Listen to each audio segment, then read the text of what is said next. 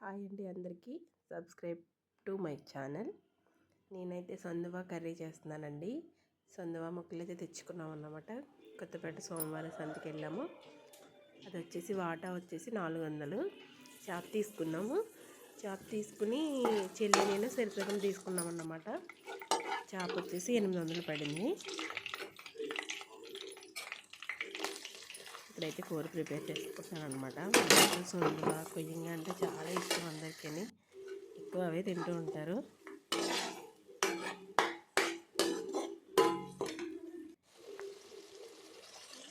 అసలు కొత్తపేట ఎందుకు వెళ్ళామంటే నానమ్మ పడిపోయిందంట. మా నానమ్మ చూసే ఉంటారు మీరు, ఇంతకుముందు వీడియోలో ఉంది. దెబ్బలు తగిలేసినాయి అని చెప్పి చూద్దామని వెళ్ళామండి. అవి చూసేసాక నానమ్మని చూసి వస్తూ సోమవారం కదా సంతకి వెళ్ళామన్నమాట. అక్కడైతే ఒక పెద్ద సొందువ కనిపించింది, బాగుంది. 1500 ఎంతో చెప్పిందండి. మనమేమో బేరవాడి కీచి బేరవాడితే అది 800కి ఇచ్చింది అనమాట. చెల్లి సగం నేను సగం తీసుకున్నాము. చాలా తక్కువ ముక్కలు వచ్చినాయి, పర్లేదు, చాలా బాగుందండి. కర్రీ అయితే అదిరిపోయిందనమాట. మంచిగా సాయంత్రం వండుకు తినేసాం.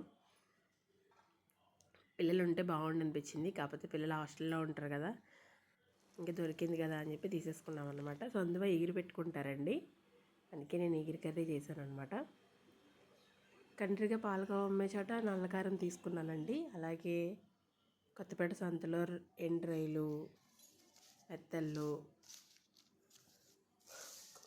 కుమ్రే పాములు, ఇవి మీకు తెలుసు లేదో నాకు తెలియదు, చాలా బాగుంటాయి. పులుసు పెట్టుకుంటే ఇంకా చాలా బాగుంటాయి అన్నమాట.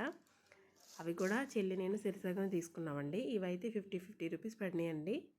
ఎండ్రాయిలు పచ్చిరాయిలుని, ఎండ్రాయిలు మెత్తళ్ళు.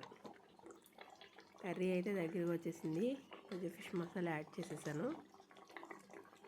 ఫిష్ మసాలా అయిపోయాక ఒక 5 minutes అలా పెట్టి కర్రీ అయితే రెడీ అయిపోయింది. ఇక కొత్తిమీర వేసుకుని దించేసుకోవడం అనమాట.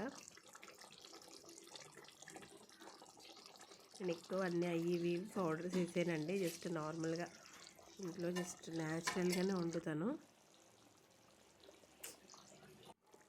ఈ కూర అయితే చాలా బాగుందండి.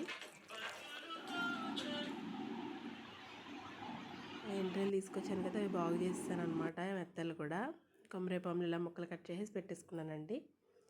ప్లీజ్ అండి సబ్స్క్రైబ్ మై ఛానల్.